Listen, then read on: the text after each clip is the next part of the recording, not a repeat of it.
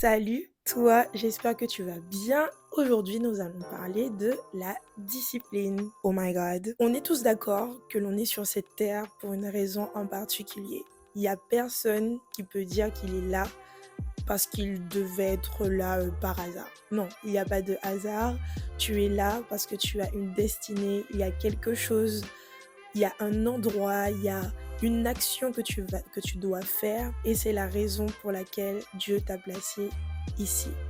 Mais pour atteindre ses objectifs, pour pouvoir accomplir sa destinée, il y a quelque chose que l'on doit saisir, c'est la discipline. Selon le dictionnaire, la discipline, ce sont des règles de conduite que l'on s'impose. Et je sais pas pour vous, mais quand je vois discipline, je vois aussi le mot disciple. Du coup, j'ai approfondi un peu plus mes recherches et j'ai compris qu'un disciple, c'est quelqu'un qui suit l'enseignement d'un maître. Quand on regarde un petit peu la corrélation entre les deux mots, c'est-à-dire que on s'impose des règles de conduite face à ce que notre maître nous dit. Et notre maître, c'est qui?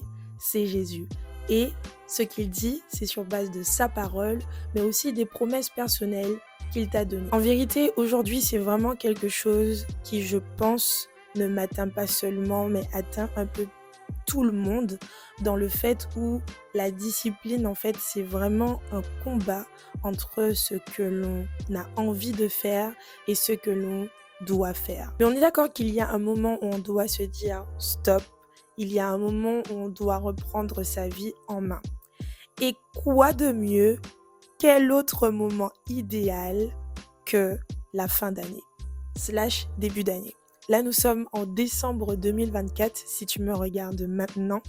Et je pense qu'il est temps pour toi de revoir ta discipline face aux différents objectifs, aux différentes choses que le Seigneur t'appelle à faire, aux différents... Et quand je parle de ce que Dieu t'appelle à faire, c'est pas seulement quelque chose de spirituel.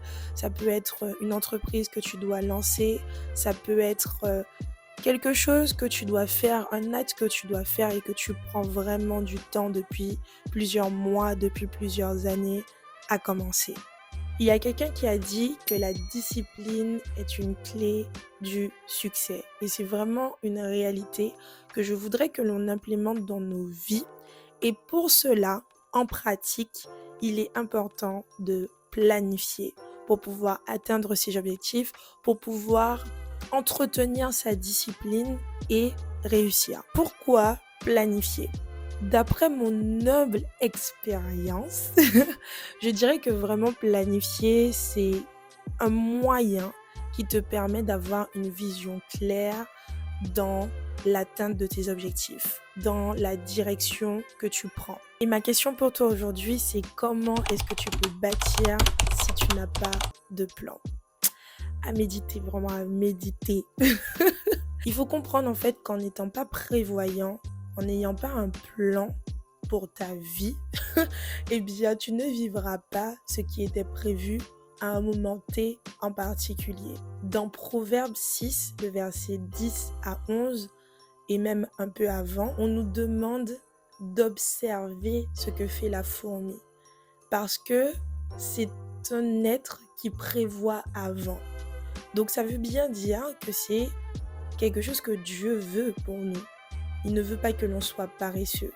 Parce qu'on le voit clairement dans la suite dans versets 10 et 11, que cette personne-là, eh bien, voilà, si elle ne s'occupe pas de ce qui va se passer dans son futur, ce sera des retours négatifs qu'elle aura. Et dans son cas, c'est la pauvreté. Bien évidemment, je vous appelle à ne pas paniquer, ne pas s'inquiéter quand vous planifiez, d'accord? Quand vous faites vos plans, c'est bien évidemment sur base de ce que Dieu vous a dit.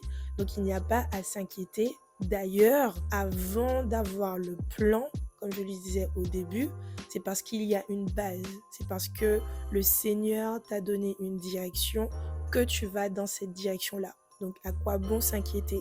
Il y a Matthieu 6, verset 34 qui nous dit de ne pas nous inquiéter du lendemain, car le lendemain prendra soin de lui-même. Ça, ce n'est pas un verset pour nous encourager à ne rien faire, mais c'est pour nous dire que quand tu es en train de dire demain je vais faire ça ou après-demain je vais faire ça, eh bien ça, ce ça-là, ces ça-là, eh bien ils sont entre les mains de Dieu, ils sont sous la direction de Dieu. Alors tout ça pour dire que je t'encourage à planifier afin d'entretenir ta discipline pour atteindre tes objectifs et donc réussir. Bon, maintenant, ok, c'est très beau tout ça, mais en pratique, j'ai quelque chose pour toi. J'ai créé mon premier planeur personnalisable, donc c'est-à-dire que tu peux commencer dès décembre, janvier, février, enfin à partir du mois que tu veux, tu commences à la date que tu veux pour pouvoir planifier tes objectifs. À l'intérieur, vous allez trouver un suivi d'objectifs annuel, mais aussi mensuel, donc c'est-à-dire que chaque mois, tu vois ton évolution. Ensuite, il y aura aussi un suivi budgétaire mensuel. Non mais là les gars, franchement je vous ai régalé. Pourquoi? Parce que j'ai tout simplement combiné mes meilleurs planeurs que j'ai eu tout au long de ma vie. Pour ceux qui me connaissent, pour ceux qui me connaissent bien, vous savez que je suis Madame Planification. Même dans mon église, c'est moi qui organise, enfin voilà, qui aide à organiser les événements. Donc j'espère et je crois même que ce planeur vous permettra au moins pendant 1 an d'aller où vous souhaitez aller. Je dirais même pas où vous souhaitez, où vous devez aller par la grâce de Dieu. Alors, j'avoue, ce planeur, la couverture fait très girly, mais ne vous inquiétez pas, je suis déjà en train de travailler sur une couverture beaucoup plus neutre. Donc voilà, les filles, vous pouvez vous faire plaisir. Les garçons, si vous voulez, vous pouvez même offrir à la jante féminine comme vous voulez.